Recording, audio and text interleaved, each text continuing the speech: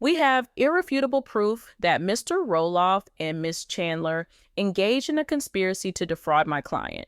Those are the explosive, career-ending words from Amy Roloff's attorney that just broke the internet and sent shockwaves through the entire Little People, Big World community. For years, we debated in the comment sections, we argued at dinner tables, and we wondered if Amy Roloff truly got a fair deal when she walked away from the farm. Now, we don't have to wonder anymore. We know. According to a bombshell legal filing that has insiders scrambling, Amy wasn't just shortchanged, she was robbed. A massive new motion alleges that Matt Roloff kept two sets of books, one lowball set for Amy to force her out, and one high-value set for Caryn in the bank. And the difference between those two numbers, millions of dollars. Today, on LPBW Update, we are breaking down the constructive fraud filing, the dual appraisal scheme that Chris Marek reportedly uncovered in public records, and exactly why Caryn Chandler is now facing a deposition that could drag her into federal court and potentially end the show forever. This is the story Matt Roloff never wanted you to hear. But before we dive into the documents that prove the deception, I need you to hit that like button right now. We are the only channel brave enough to dig into the court filings and expose the truth behind the reality TV edit. If you want justice for Amy and you want to see the full paper trail exposed, please subscribe to LPBW Update and turn on all notifications. The algorithm tries to hide these truth-telling videos, so your likes and subscriptions are the only way to keep this investigation alive. Now, let's open the file. To understand the magnitude of what is happening right now, you have to understand the timeline because the dates are where the devil is hiding. When Amy Roloff agreed to sell her portion of the farm, she was operating under a heavy emotional cloud, but she was also trusting the father of her children to be honest about the business valuation. We have learned from sources close to the investigation that during the divorce settlement negotiations, Matt presented an appraisal, a formal document from a licensed appraiser that valued the north side of the farm and the main house at a surprisingly low number. Let's call this the Amy Appraisal. This document allegedly claimed that due to market conditions, zoning restrictions, and the condition of the farmhouse, the land was only worth roughly $900,000. Amy, trusting the process and wanting to move on with her life, accepted a buyout figure based on that $900,000 valuation. It seemed low to everyone watching the show. It seemed low to the fans, but Matt insisted that the market was soft and the farm required too much maintenance to be worth more. Amy signed the papers, took the check, and moved off the property. That should have been the end of it, but it wasn't. What Amy's lawyer is now calling constructive fraud hinges on a document that came into existence just 14 days after Amy signed her rights away. 14 days, 2 weeks. That is the time it took for Matt Roloff to allegedly commission a second appraisal. This second document, which we will call the bank appraisal, was not shown to Amy. It was not shown to the divorce lawyers. It was shown to a commercial lender. And in this second appraisal, the exact same plot of land, the exact same farmhouse, and the exact same zoning codes were not valued at $900,000. They were valued at nearly $4 million. This is the crux of the lawsuit. The legal team is arguing that land value does not quadruple in 2 weeks. It is impossible. The only explanation is that the first appraisal was manipulated, suppressed, or specifically engineered to defraud Amy out of her fair share of the equity. If this allegation is proven true in court, it means Matt Roloff knowingly looked Amy in the eye, told her the farm was worth pennies, bought her out for cheap, and then immediately turned around and used the real, much higher value to leverage his future. But here is where the story gets darker. And here is where Caryn Chandler moves from being a bystander to a named co-conspirator in this legal action. Usually, in these types of real estate disputes, the spouse is the only one liable. However, the motion filed by Amy's team specifically names Caryn Chandler. Why? Because you cannot get a multi-million-dollar construction loan based on a $4 million valuation without signatures. When Matt went to the bank to secure the funding for his new construction projects that he is building on the land he supposedly couldn't afford to keep, he needed a co-signer or a partner on the deed of trust. Public records indicate that Caryn's name appears on the loan applications and the security instruments filed with Washington County. This changes everything.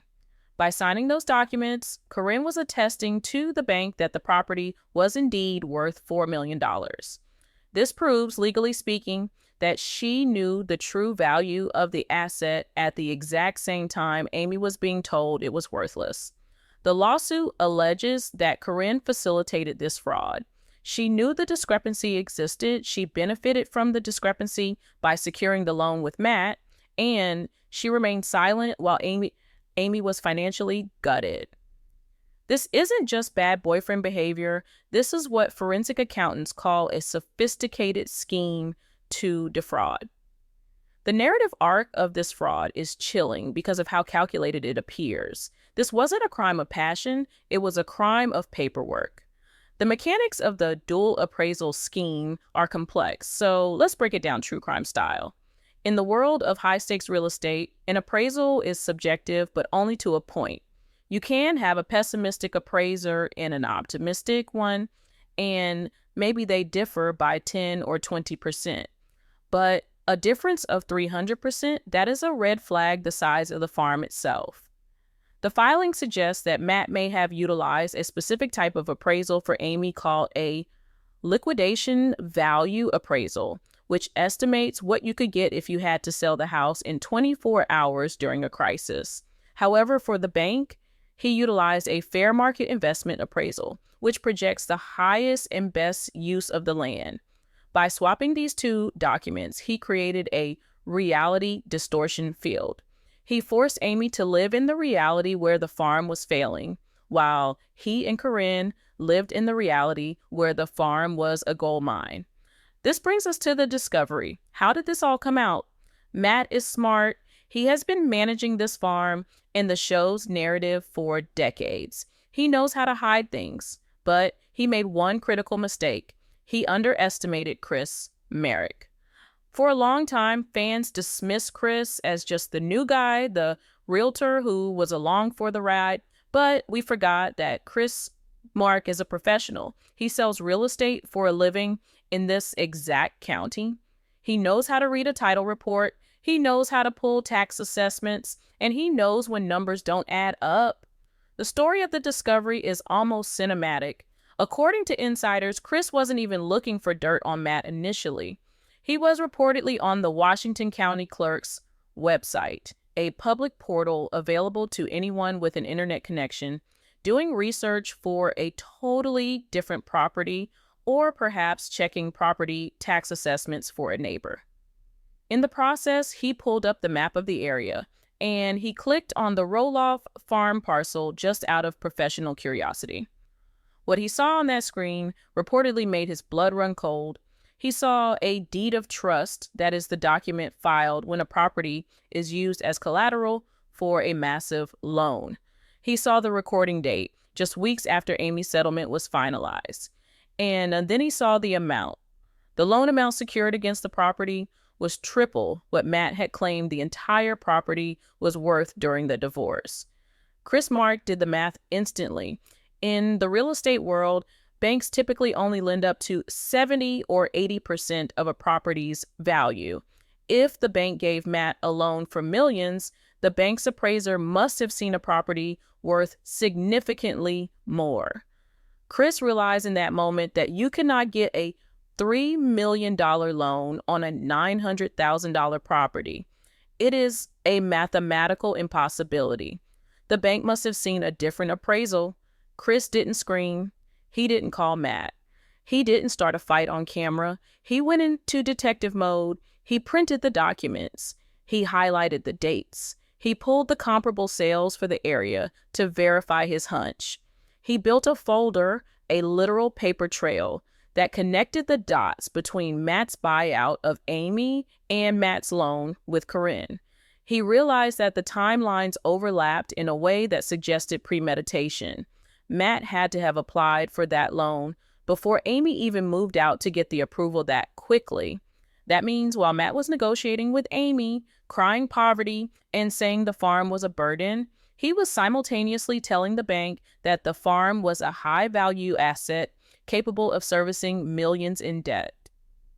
The hero moment of this saga is quiet but devastating. Chris took that folder, sat Amy down at the kitchen table, and laid it out.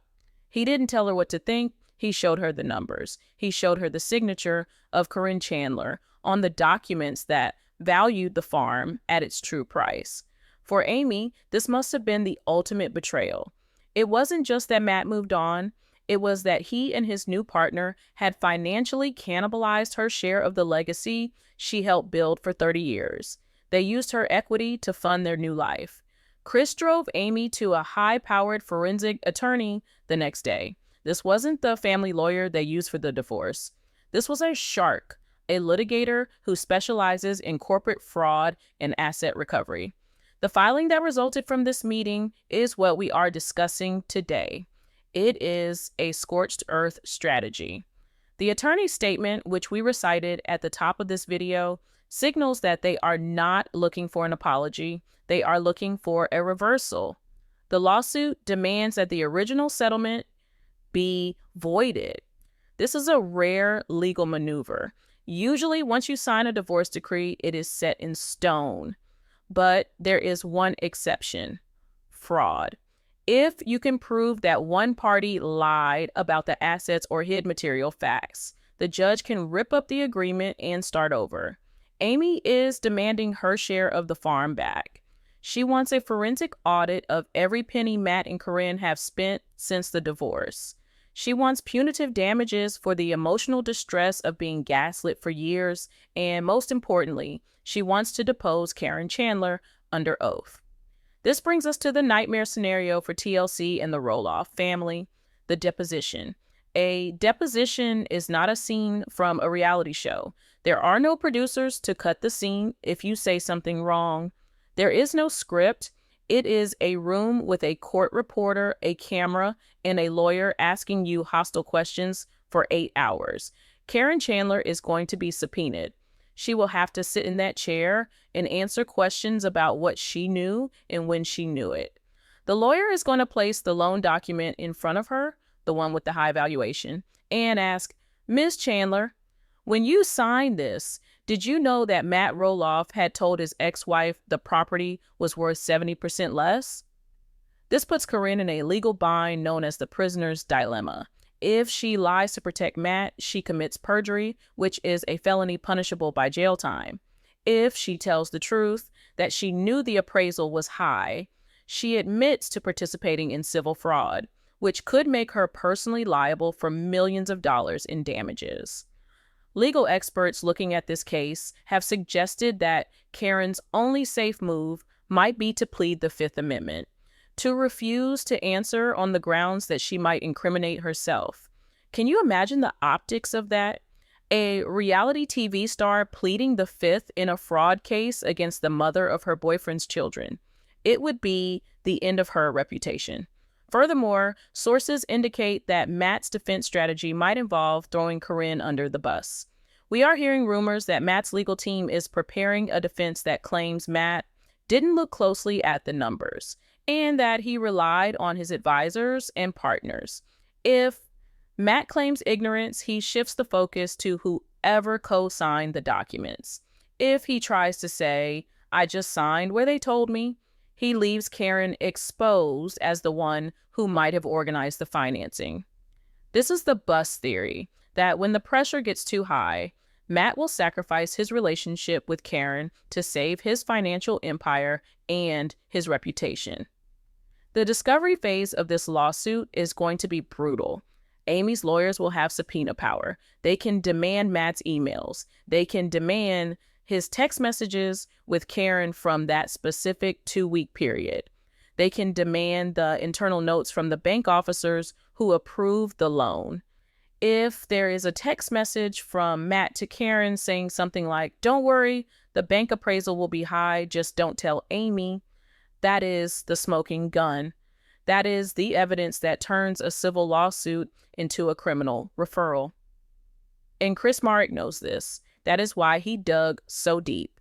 He wanted to make sure that when they pulled the trigger on this lawsuit, they had enough ammunition to win. But the immediate impact is already being felt on the farm.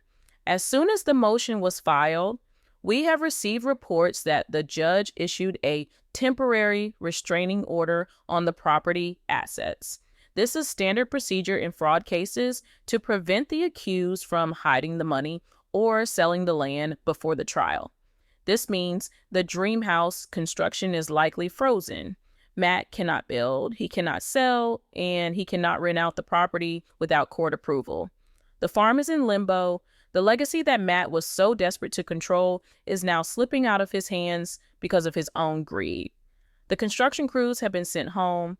The heavy machinery is sitting silent, and standing at the gate, metaphorically speaking, is Amy Roloff, no longer the victim, but the plaintiff. The psychological shift here is massive. For years, the narrative was that Amy was bitter, that she couldn't let go, that she was holding Matt back. This lawsuit flips the script entirely. It reveals that Amy's hesitation wasn't bitterness, it was intuition. She knew something was wrong. She felt it. And now, thanks to Chris, she has the receipts to prove it. We are seeing a new version of Amy emerging, one who is taking back control. When she was seen leaving her lawyer's office last week, she wasn't crying.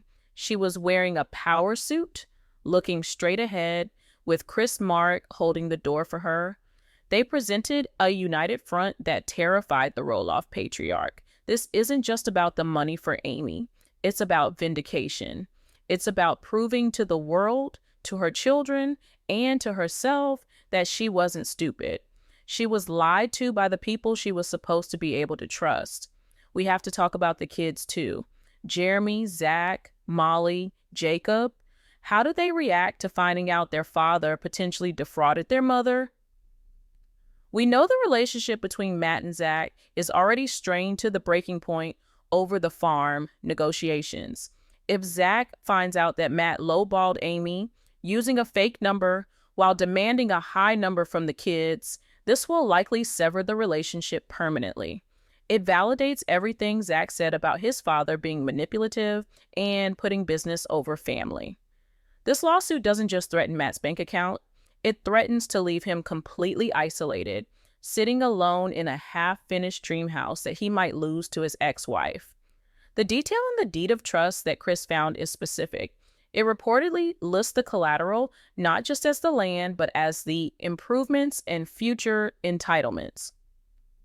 This is legal speak that suggests Matt was borrowing against the potential of the farm, a potential he denied existed when selling to Amy. He told Amy the land was a liability, a money pit. He told the bank the land was a premium development opportunity. You cannot have it both ways in a court of law. This is what brings us back to the concept of fiduciary duty. Even though they were divorcing, as business partners in the farm, Matt owed Amy a fiduciary duty to be honest about the asset's value. By breaching that duty, he opened the door for these punitive damages. Let's go deeper into the two sets of books theory. It's a classic fraud technique.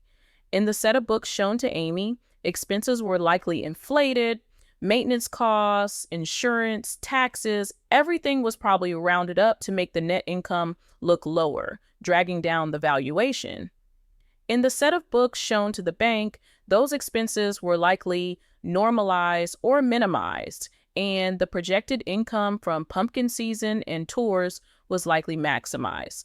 The difference between a business that looks like it's losing money and one that looks like a cash cow is often just how you categorize the expenses. Amy's lawyer is going to bring in forensic accountants to reconstruct the true books. They will look at every receipt. If Matt charged personal vacations with Caryn to the farm business to lower the profit shown to Amy, that is tax fraud on top of civil fraud. The layers of liability here are like an onion, and Amy is peeling them back one by one. This brings us back to the courtroom and the impending legal nightmare that is Caryn Chandler's deposition. In civil litigation of this magnitude, the deposition is where the case is truly won or lost. And for Caryn, this is not just about a lawsuit, it is about potential exposure to federal scrutiny. We have consulted with legal experts who specialize in real estate fraud, and they have outlined the specific trap Amy's lawyer is likely setting for her. The questioning will not be vague, it will be surgically precise. Imagine Caryn sitting across from a forensic attorney who places the commercial loan application on the table. Let's call it Exhibit A. The first question will be simple. Ms. Chandler, is this your signature? She has to say yes. Then comes the pivot. Ms. Chandler, on page 4 of this document, the collateral is valued at $4 million. Did you read this figure before you signed? This is the trap. If Caryn answers, yes, I read it, she is admitting that she knew the farm was worth $4 million at the exact time Matt was telling Amy and the world that it was worth less than $1 million. That admission proves she was a willing participant in the scheme to deceive Amy. It establishes scienter legal intent. However, if Caryn tries to dodge the bullet by saying, no, I didn't read it, I just signed what Matt gave me, she walks into a different trap. While that might shield her from the fraud charge initially, it paints her as negligent and legally reckless. But the lawyer won't stop there. They will likely pull up emails or text messages. In the discovery phase, Amy's team will have access to communications between Matt and Caryn.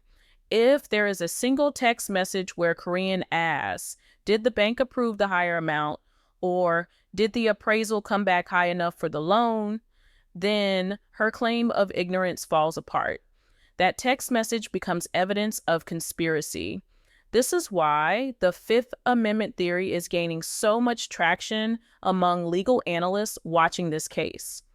In a civil case, you can plead the Fifth to avoid self-incrimination if there is a risk of criminal liability. And make no mistake, bank fraud, knowingly inflating assets to get a federally backed loan, is a crime. If Caryn pleads with the Fifth, she refuses to answer. But in a civil trial, unlike a criminal one, the jury is allowed to make an adverse inference. That means the judge can instruct the jury to assume that because she refused to answer, the answer was guilty. It is a lose-lose situation. For a reality TV star whose brand depends on being the sensible one who keeps Matt grounded, sitting in a deposition room and refusing to answer questions about fraud is a PR catastrophe that TLC likely cannot survive. And this leads us to the most cynical yet plausible defense strategy we are hearing about, the bust strategy. Matt Roloff is a survivor. He has survived health crises, divorce, and family feuds. When backed into a corner, Matt tends to look out for Matt. Sources close to the defense team suggest that Matt's strategy will be to plead incompetence regarding the paperwork. He will likely claim that he is the visionary, the idea guy, and that he leaves the finances and the contracts to his accountants, his bank officers, and yes, his partner Caryn. He could argue that he simply trusted the professionals to handle the valuations and didn't realize there was a discrepancy. If Matt takes this route, he is effectively throwing Caryn under the bus. He shifts the burden of the knowledge onto her. If he claims Caryn handles the loan documents, he isolates her as the primary actor in the financial application.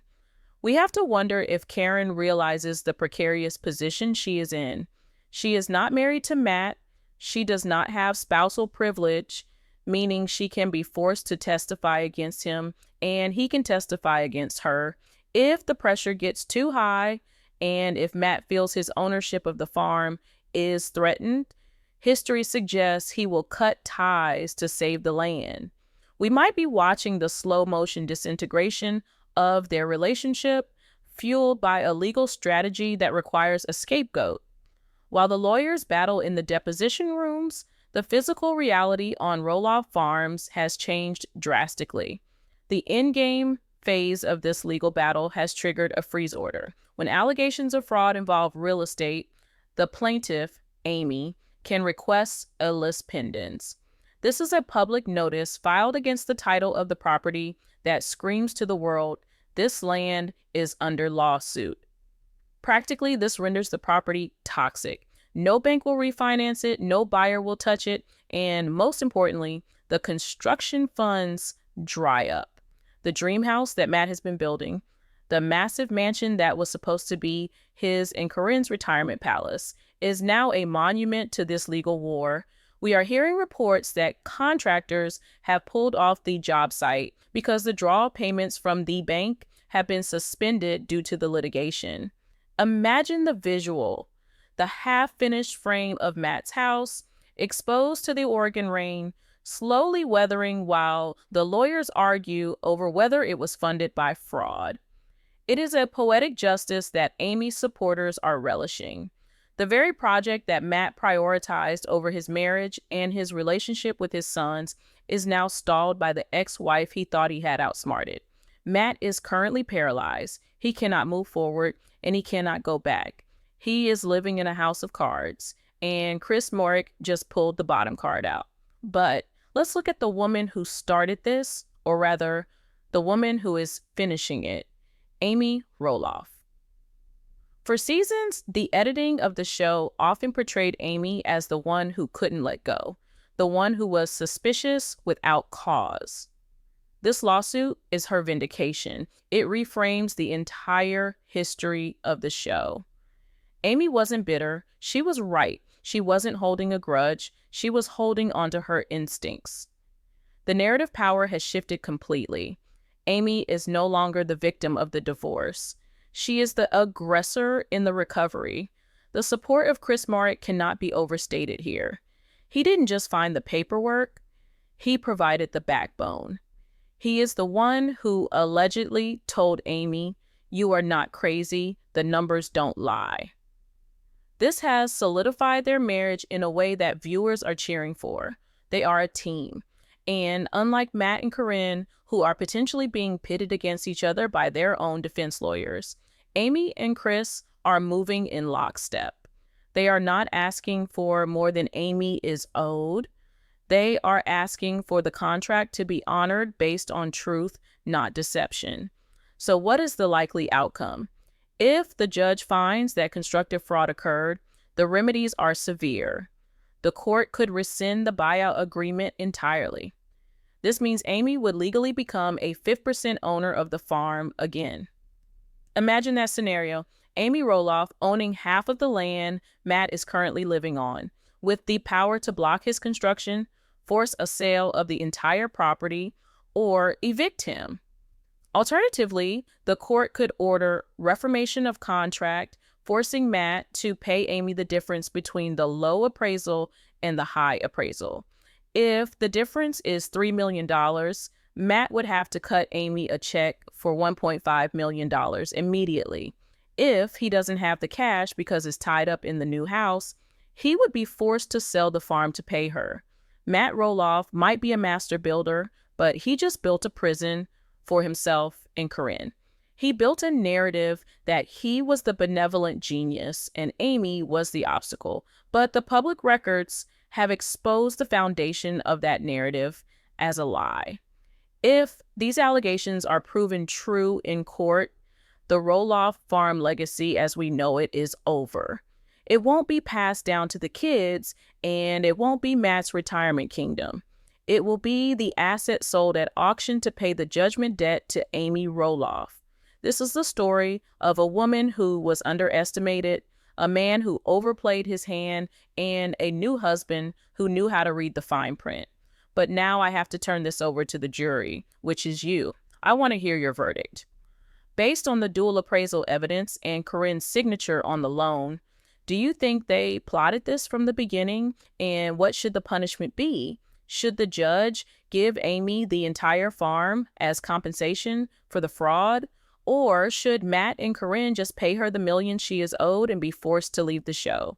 I am reading every single comment in the next hour. So tell me, guilty or innocent, type it now.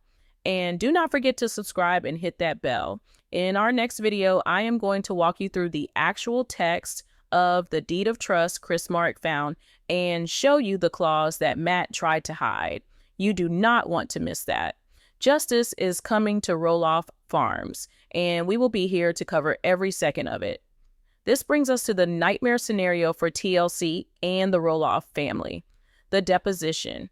A deposition is not a scene from a reality show. There are no producers to cut the scene if you say something wrong, and there is no script. It is a room with a court reporter, a camera, and a lawyer asking you hostile questions for 8 hours. Caryn Chandler is reportedly going to be subpoenaed. She will have to sit in that chair and answer questions about what she knew and when she knew it. The lawyer is going to place the loan document in front of her, the one with the high valuation, and ask a very simple, very dangerous question. Ms. Chandler, when you signed this, did you know that Matt Roloff had told his ex-wife the property was worth 70% less?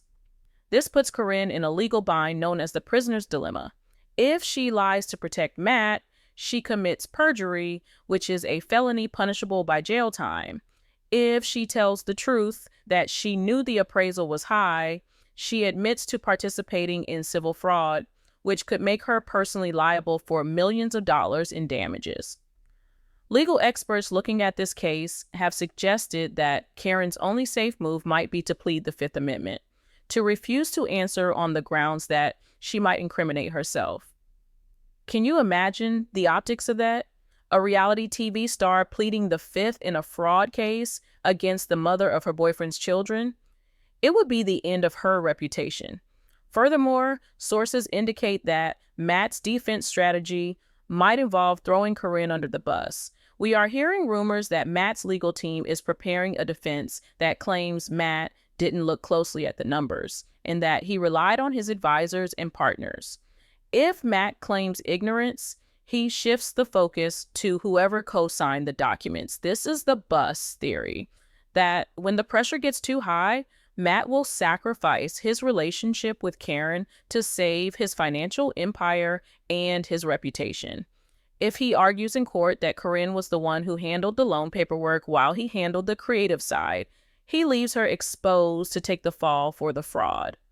While the lawyers battle in the deposition rooms, the physical reality on Roloff Farms has changed drastically.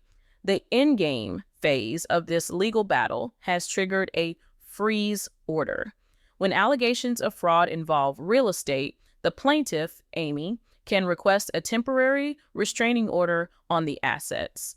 This is standard procedure to prevent the accused from hiding the money or selling the land before the trial. This means the dream house construction is likely frozen. Matt cannot build, he cannot sell, and he cannot rent out the property without court approval. The farm is in limbo. The legacy that Matt was so desperate to control is now slipping out of his hands because of his own greed. The construction crews have been sent home, the heavy machinery is sitting silent, and standing at the gate, metaphorically speaking, is Amy Roloff, no longer the victim, but the plaintiff. The psychological shift here is massive. For years, the narrative was that Amy was bitter, that she couldn't let go, that she was holding Matt back. This lawsuit flips the script entirely. It reveals that Amy's hesitation wasn't bitterness, it was intuition. She knew something was wrong, she felt it, and now, thanks to Chris, she has the receipts to prove it. We are seeing a new version of Amy emerging, one who is taking back control. When she was seen leaving her lawyer's office last week, she wasn't crying. She was wearing a power suit, looking straight ahead, with Chris Marek holding the door for her. They presented a united front that terrified the Roloff patriarch. This isn't just about the money for Amy. It's about vindication. It's about proving to the world, to her children, and to herself that she wasn't stupid. She was lied to by the people she was supposed to be able to trust. Matt Roloff might be a master builder, but he just built a prison for himself and Caryn. If these allegations are true, the Roloff farm legacy is over. Do you think the judge should give Amy the entire farm as compensation? Or should Matt and Caryn just pay her the difference and leave the show? I want to hear your jury verdict in the comments below. Guilty or innocent, type it now. And don't forget to subscribe. Next video, I'm breaking down the actual loan documents Chris Marek found.